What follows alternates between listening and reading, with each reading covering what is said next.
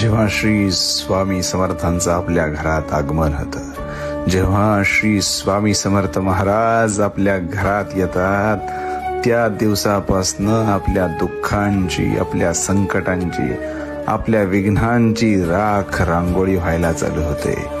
महाराज आपल्याकडे बघतात, महाराज आपल्याकडे दृष्टी टाकतात आणि सांगतात, तुझ्या मागं कोण नव्हतं, तुझ्या मागं कुणी नव्हतं, म्हणून तुझ्या घरात आलोय. तुझा रक्षण करता, तुझा सर्व कार्य करविता करविता आजपासून मी आहे. माझी सेवा करत राहा. ह्या सेवेचं फळ तुला एक दिवस असं मिळेल की तुलाच उमगणार नाही की तू काय मिळवलंयस. सगळ्यांना मिळवण्यापेक्षा मला मिळव. मी सदैव तुझा रक्षण करता होईल. श्री स्वामी समर्थ.